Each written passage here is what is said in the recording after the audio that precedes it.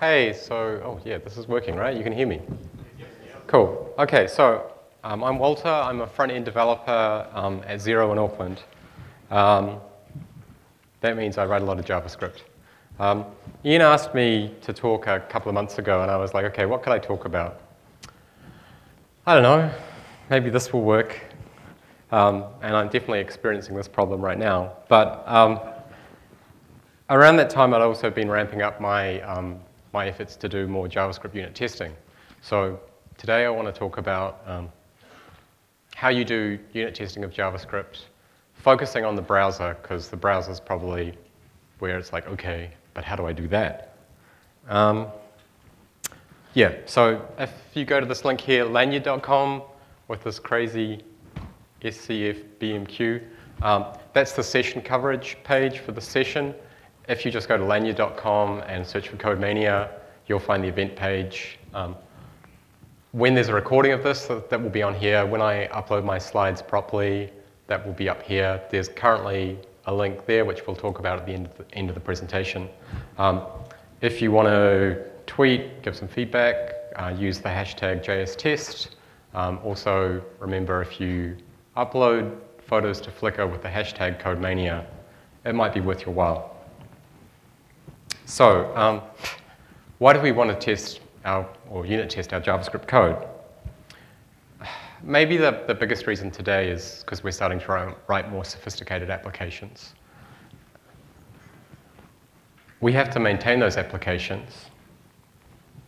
Web development is hard. So the way that we can sort of deal with those challenges is by having good practices. So if you don't know who Kent Beck is the father of TDD, of agile testing. So this is what he says, and this is kind of what I aspire to be. I aspire to be somebody with good habits. Michael Feathers, who wrote a book about dealing with legacy code bases, has this statement: legacy code is code without tests. My attitude to writing JavaScript, and I've been writing JavaScript for like 15 years professionally, is that we should have the same discipline for our client-side code as we do for our server-side code. Now, so why aren't we writing unit tests? You look at Ruby, the Ruby community, since sort of people started doing Rails, testing has been a really firm mantra. Maybe not everyone who writes Ruby writes tests, but certainly testing is a lot more prevalent in Ruby code than it is in client-side JavaScript code. The big reason, I think, is around the uncertainty of how do I do this? Well, the only way to do it is to do it. So what I'm going to do is I'm going to offer some opinions. I'm going to talk about some tools, and I'm going to show you some code that should get you started. So basically, I'm buying you the helmet and the BMX. It's up to you to go over the jump. It's also really important that we do say we're focusing on unit testing. There's lots of kinds of testing. And I've seen attempts to unit test fail because people are trying to use unit testing libraries to do other kinds of testing. At least when you're starting, be really focused. Just concentrate on unit testing and don't try to solve other problems. The kind of happy answer is actually unit testing your JavaScript in the browser is pretty easy. You need two things. You need a test runner, and you need some tests. So your test runner is written using a library. There are lots of libraries you could choose from. You and I aren't going to choose the same sneaker. You and I aren't necessarily going to choose the same testing library. Choose what works for you, what works for your team, which works for your coding style. If you're contributing to a project that already uses a library, use that library. Essentially, they're quite similar. They all have different pros and cons. I'm going to give examples using Mocha and a couple of examples using YUI. That should apply to QUnit or Jasmine or JSUnit or whatever you want to do. So A Mocha test runner looks like this. It's a web page. It has a CSS file and a div with ID Mocha. That's the test reporter. So your tests run, the results go into that div. It's styled, it looks nice, it's cool. I'm using AMD or AMD modules, Require.js. I think this is really important, so much so that I'm talking at WDC&Z about why you should use AMD modules in a few months' time.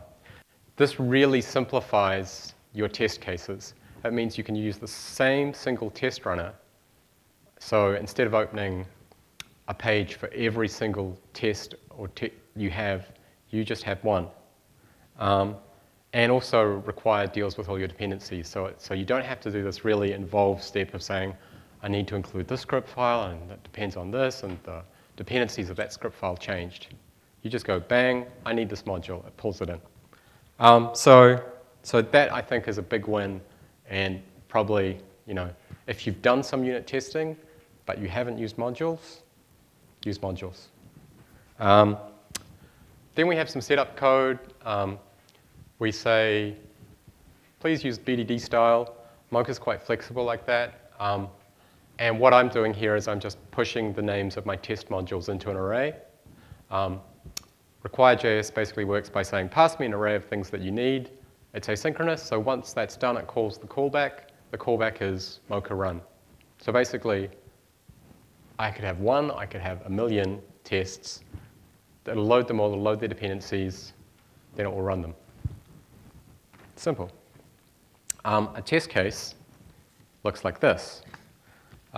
So another interesting fact of Mocha is that it's really flexible in terms of it lets you use your own assertion library. So I'm using an assertion library called Chai. Chai is a bit more classical, so it has assert. You go assert is equal, assert whatever.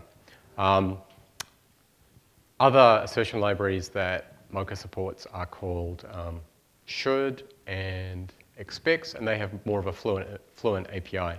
So you say, it should not be null, dot, dot, dot, bracket, bracket, bracket. Some people like that, some people don't. The one thing to note, the one gotcha with Chai is currently it doesn't work in IE8 or lower. There's an issue on the GitHub page, but that issue's been there for a long time, so it probably will never work in IE8 and lower. The other thing about most assertion libraries is they give you like a really lightweight assert method. So you can say assert expression, so then you have something you evaluate. It's better to be explicit. So if I say assert is true, if that fails, it will give me a better error message. If I say assert is equal actual value and expected value, it will say these, I expected this value to equal that, it didn't. So use the explicit forms. Even though, it's an additional method call, it's a little bit longer, use those. Also, being JavaScript, prefer the strict equal assertions to the equal assertions, and it's the same sort of thing. If you should use triple equals as opposed to double equals, because triple equals is more truthful in its evaluation of assertion, of equality. So we have a YUI test runner.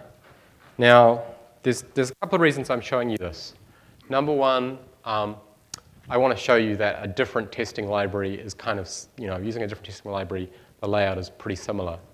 Number two, we're going to talk about some of the performance observed by the YUI team, running with some of the tools that we're talking about when they do their testing. And so I want you to see this so okay, that's actually quite similar to the AMD tests.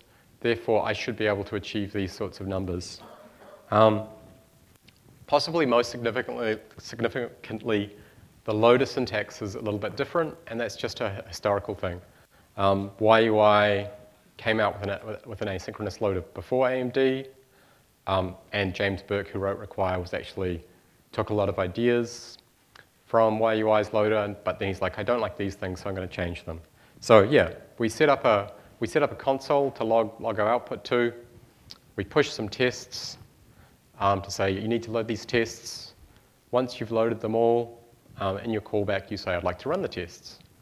And again, our test case looks pretty similar.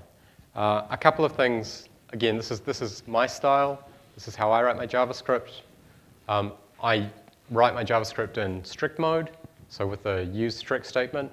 That just sort of turns a subset of JavaScript off, things that are prone to cause errors. You can say, I don't want those. I also use, I lint my code with JS hint.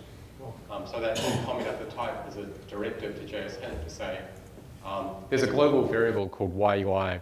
Please don't freak out about there being a global variable.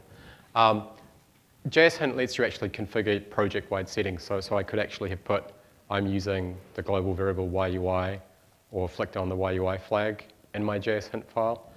But I'm just showing you this, as a kind of stylistic thing. The other thing to note actually is all of these code examples are just, they have links. If you go to my GitHub, you'll be able to find them. If you comment on them, because just don't have notifications, I won't see that. Just send me a tweet if you want to talk about them. So yeah. So okay, cool. We've got our runner and we've got our tests. Now all we have to do is open those tests in every single browser that we support every time we change our code. That kind of sucks. So Christian Johansson, he's written a really good book called Testable JavaScript Development. It's a couple of years old, but a lot of the things he talks about still apply. So maybe some of the tooling choices have changed. But he makes this statement, tests need to run fast and they need to be easy to run. If you guys went to After Dark, like Ben actually, we were talking yesterday, he reminded me, Corey Haynes said, you want to get to that feedback point of I've done the right thing or I've done the wrong thing as fast as possible. So tool that I use, and I really recommend that you use, is a tool called Phantom.js. Phantom is a headless version of WebKit. And we can script it and we can run it from the console. That's really useful. And you might be a little bit kind of afraid of this idea of using this kind of weird browser, this weird flavor of WebKit. But it is a real browser. And it's also, Phantom is used in testing by a number of high-profile projects like YUI3, Modernizer, Ember.js, and Xero Practice Manager. So the experience that the YUI team have, they have a very big library. They have over 7,500 tests. They run them in Phantom.js in about 2.5 minutes. That's fast feedback that I broke something for such a large library. Now, please note for this thing in the top corner of these slides, when I have a slide with that in the top corner, it's just my opinion. Faster is better than cross-browser. Now, you get cross-browser bugs. In my experience, they're mainly CSS bugs. You should be using like jQuery or YUI or XJS, something like that that normalizes your interactions with the DOM. So really in JavaScript, you shouldn't be dealing with browser differences too much. Yeah, sure, they do happen, but the trade-off of getting fast feedback versus opening your tests in every single browser, I'm going to go for the fast feedback. James Shaw, actually, he has a really good screencast series called Let's Code JavaScript. And I think he does a video every week, and he's been doing it since August, like a 15-minute video on testing JavaScript. I do recommend it. It's expensive in the sense that it's $25 a month, but by the end of this year, you would have got, if you do it for 10 months, you would have got more than $250 worth of value. It's kind of like pairing with, a switched-on person who knows this stuff. So he says, we want to recognize that we make mistakes and catch them quickly. So my thing, I guess, to try to win you over to, I've got to test in every browser is, you've got to find out fast. If you have to manually run your tests, you're not going to run your tests. if we can automatically run the tests, that's awesome. Now, unfortunately, the next slide is no longer relevant to this presentation because of the state of the Wi-Fi. I'll do a little demo later on. I was going to give you an address you could go to, but that's not available right now. We will talk about some tooling to do cross-browser testing. But I want to talk about, right now, is tooling to help you as a developer. And again, this is my opinion. Node-based tooling rocks. You heard Glenn talk about how Microsoft have done a really good job of making sure that Node works well on Windows. If you have a situation, say, hypothetically, you're a Java shop, you have a Ruby-based CSS preprocessor, you have a Python-based documentation tool, you have a Java-based build using Ant. What happens if the guy who knows Python's on holiday and something goes horribly wrong?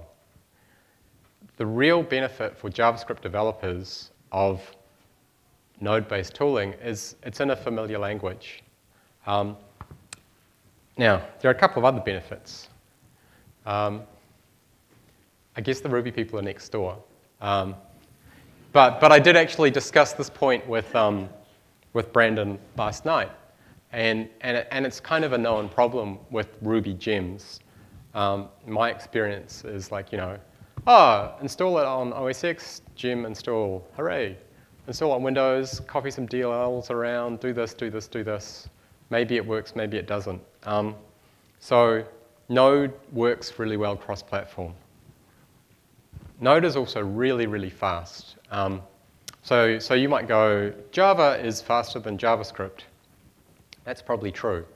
If you start Ant, the JVM has to go, oh, I have to wake up. Oh, OK, I have to load all of the libraries to do all of these things that Java wants to do. Node is like, I do async I/O. The startup time, you could probably run like a node-based tool and get it done before the JVM started up. So again, looking at an example from YUI, they had an Ant-based build tool. They switched it over to being a node-based build tool called Shifter. To build their whole library, it went from about 20 minutes, more than 20 minutes, to less than a minute. Remember that number, 19 minutes. Okay. So really what this talk is, the secret message of this talk is you should be using Grunt. So Grunt is great. Grunt is really awesome. It's a JavaScript-based task runner. So sort of like Ant or Nant or whatever, but for JavaScript. And if you know a little bit of how to use NPM, you can be really productive. So if you're afraid of the command line, don't be afraid of the command line. We can get, with this many steps, we can get a file watcher whenever we change any script file to automatically run our tests in Phantom.js.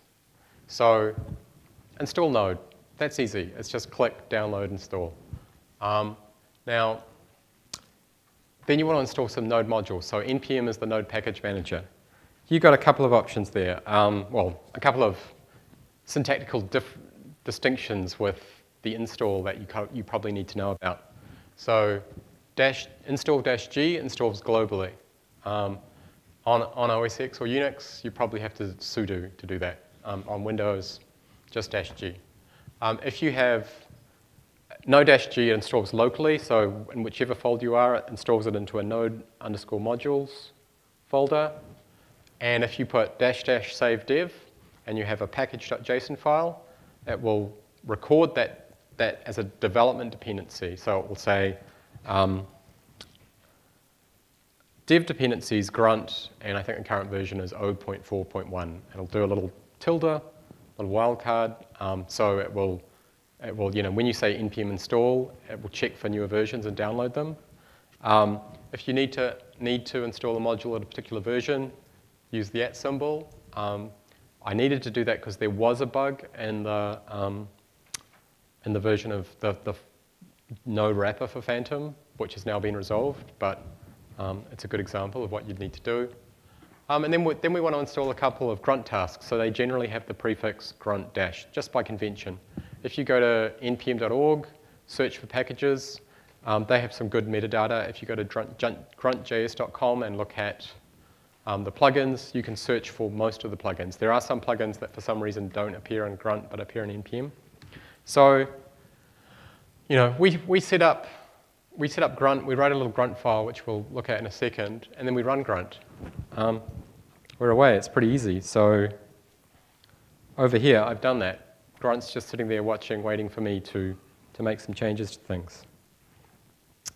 Oh yeah, so as I mentioned before, it will write things into your package.json file. So this is what a package.json file looks like. You have a name, a description, a version, a hash of dependencies, a hash of dev dependencies.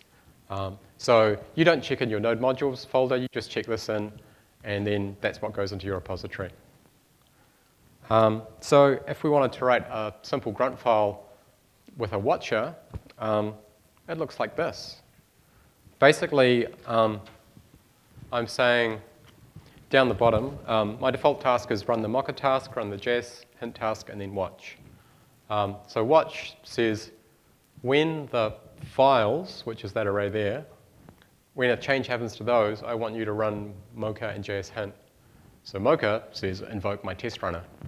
There's a configuration I didn't show there, just so it could fit on the slide. But if I say change this code, and you know this is a really dumb class, a simple class with a couple of methods or object. I'm going to change this. I've saved it. It saw the change. It's running.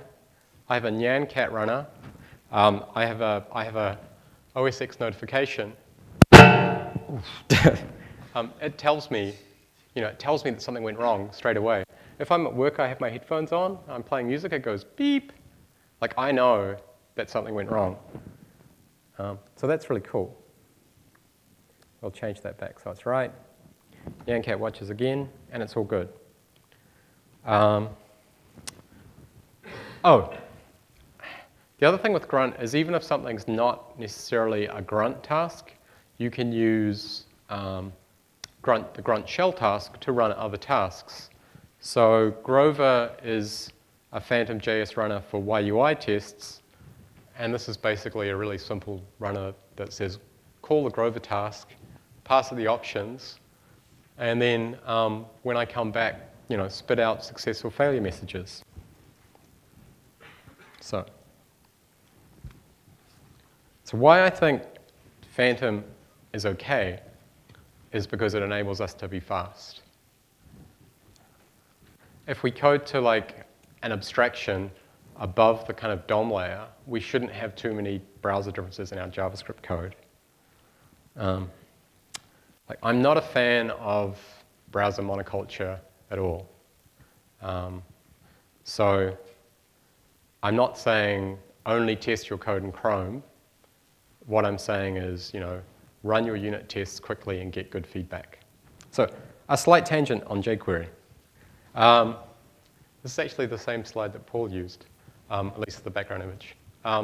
So Rebecca Murphy, who's heard of Rebecca Murphy? Oh man, get to know.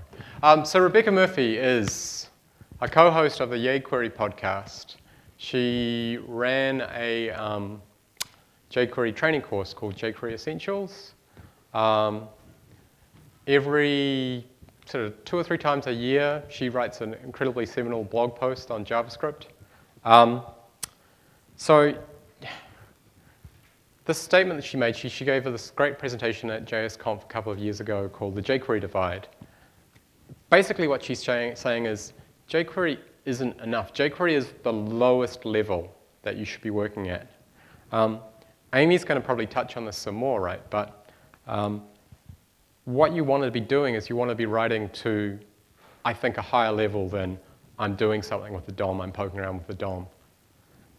So how I roll is I really favor the DOM abstraction. Unless, say, you're writing for mobile and you need to be really fast, use whatever it is to do your DOM.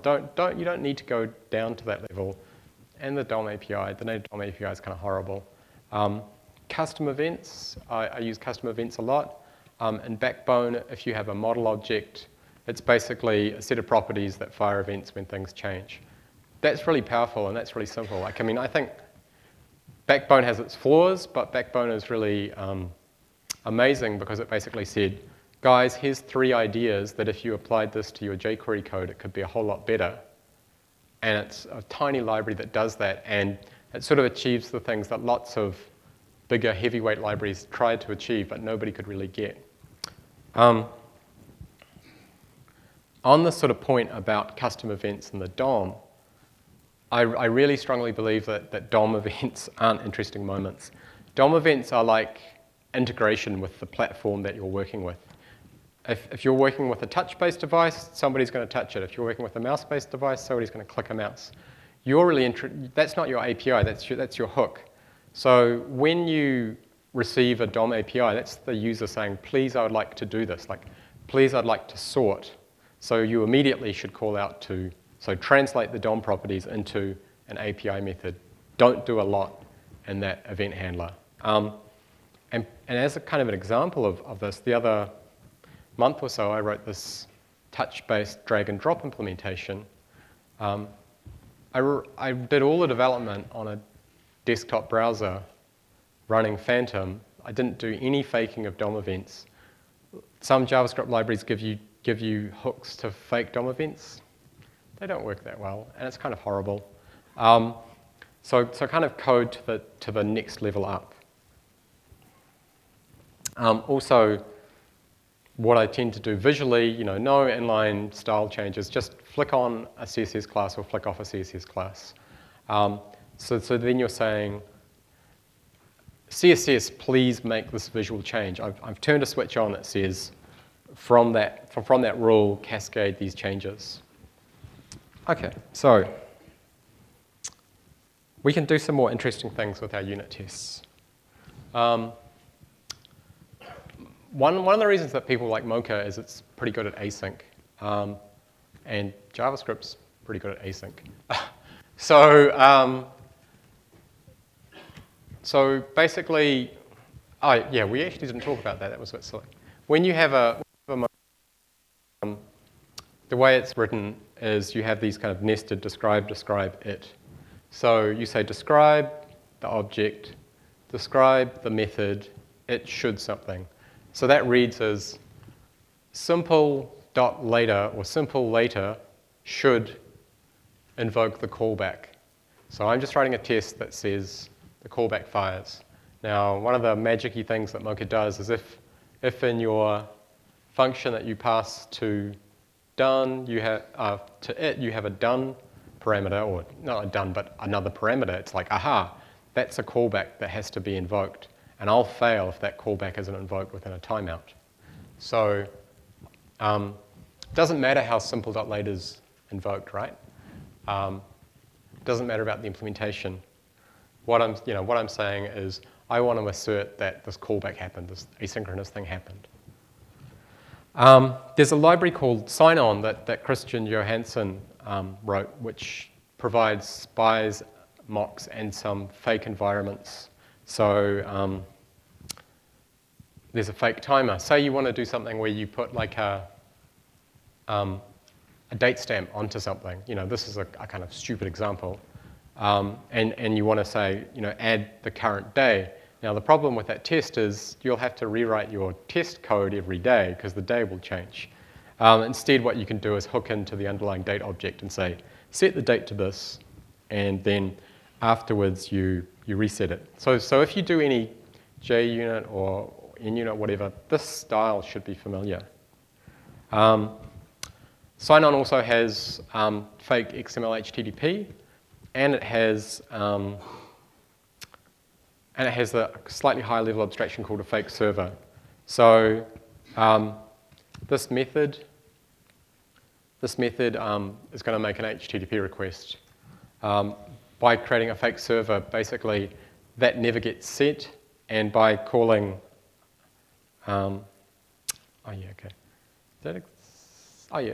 And by setting up auto-respond is when I call that method, it automatically returns back an HTTP response, or what appears to be an HTTP response of 200. This is a JSON response. So that can be really useful. In some ways, you should really structure your code so that you don't have those hard dependencies, but often that might lead you to having a kind of a pointless API. So sign-on is quite a useful tool. Another tool I want to talk about is Yeti. Now this is where the Wi-Fi let me down. I'll just see if that's still let me down. Yeah, it has. But Yeti basically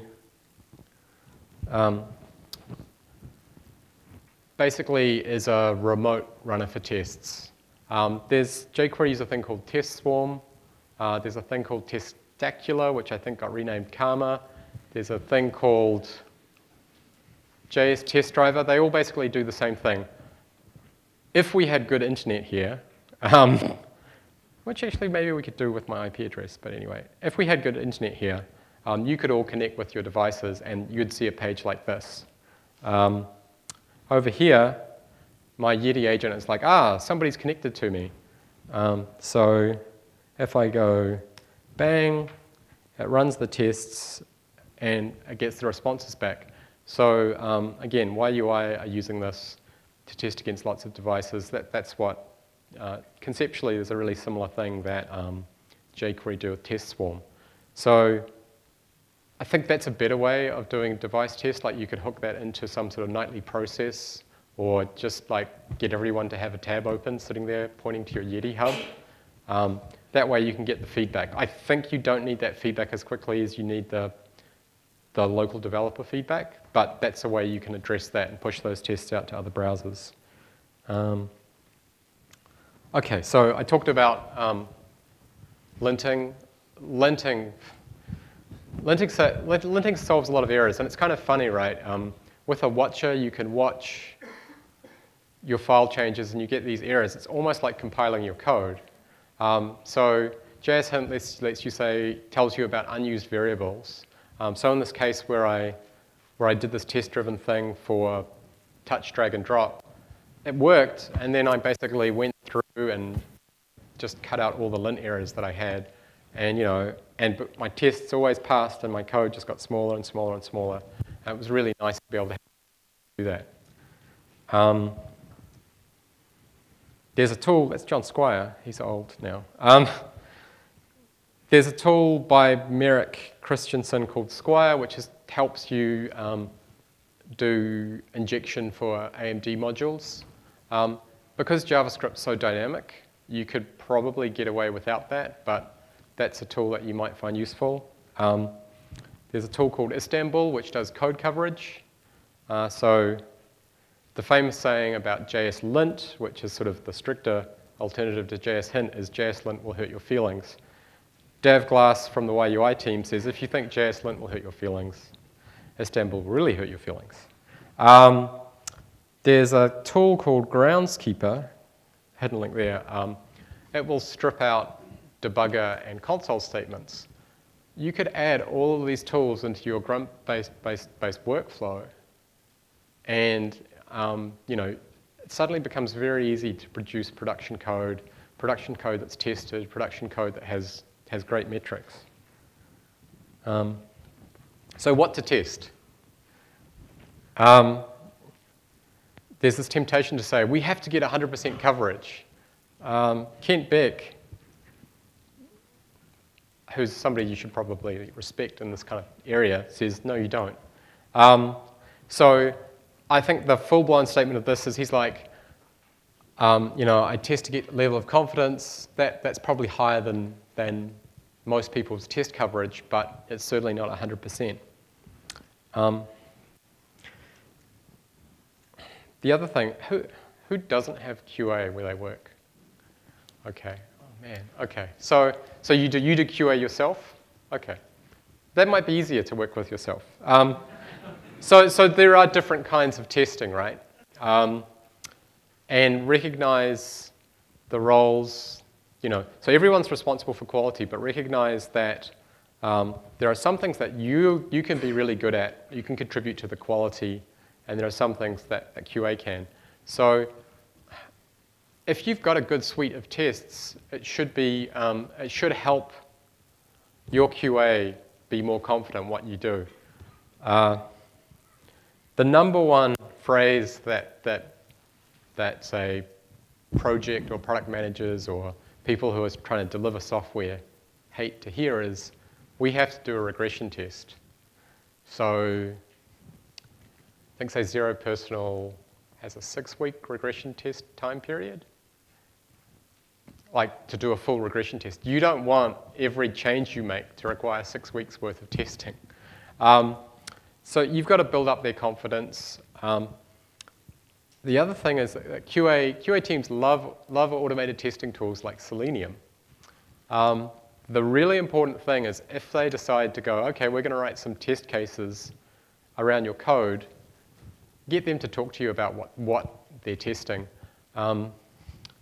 If they make assumptions about, say, the structure of your HTML being API, and it's not API, those automated tests are going to fail very, very quickly, because you will change your HTML structure because you never told anyone it was a contract. And then you'll get this kind of turf war of going, nothing works, we have to do regression tests because we have no confidence. You kind of have to establish what your contracts are and test against those contracts. Oh yeah, okay, so what if your JavaScript's like this, right? So this sort of assumes that you're writing nice JavaScript, like structured, you have some idioms and so on. A lot of the time you don't. You're going to have to change your JavaScript. There's a really good talk by a woman called Katrina Owen. She's a Ruby programmer, so the code samples use Ruby, but it's called Therapeutic Refactoring. She's done it multiple times. Like, you can find multiple hits for it on YouTube, for instance. All of them, I've watched a couple of them. They're both like word for word the same talk. Now, so YUI shaved 19 minutes off their time to test. What was the time to build their application? In 17 minutes, using a simple code example, Katrina shows you how you can take legacy code. In 10 minutes, she writes what she calls characterization tests. Basically, starts writing tests that reveal the behavior of a method. Then she has a test suite, and then in 7 minutes, she refactors that to be like really elegant code, and cuts it down in size. If you have a 20-minute build process, watch this video. I really recommend it. So testing can help you actually go from spaghetti to good code. And this is probably the best example I've seen of somebody showing you this is how you write characterization tests. It's very simple to understand. If you don't understand Ruby, you'll understand the code. I really recommend it. Global state is a problem. JavaScript by default tends to want you to write in global state. One of the reasons I also like AMD modules is they kind of force you to put things in a function. If you use strict mode and if you use a linter, they'll start complaining about globals. Mocha will start complaining about globals. These tools will help you get rid of those. And global state's also problematic for testing just because it doesn't change. I really like at least the concept of what a model is in the MV star frameworks. Basically, that's properties with change events. If you can respond to attributes changing, you just open up a much more elegant way of working with code. I personally really, really like the implementation that YUI has. They have a mixin called attribute. There's a lot of funkiness around how you configure that. And then their event system, Their events can publish locally, but you can also tell them to broadcast to like in a bus style. So that means you can say, I am, register, I am particularly interested in you. Or you could also say, look, if anyone is interested in this, they can respond to it. So that helps for loose coupling. Oh, yeah, right. OK, so have you been taking photos? Because Daniel Larson, is Daniel here or is he next door? Has just won from Microsoft a live cam. There we go. So thanks.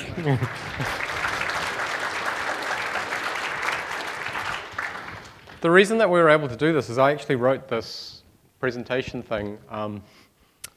So this is all this HTML-based presentation framework that I wrote using effectively Backbone. I didn't do as much testing as I should have, but what I'm planning to do is to open source this sometime between now and WWDC and Z. It supports the way I do slides. So it pulls in images from Flickr, it pulls in gists, it pulls in tweets, and it presents things the way I like. I want to say thank you to Ian and Ben. Big thank you to Dave Glass from YUI, who answered lots of my annoying questions, and to Ryan Grove from SmugMug, who pointed out how I could do code mirroring. Thank you to John for the video adapter. Thank you to another John for this. Unfortunately, there's only one Thunderbolt port on my machine. Thank you for coming.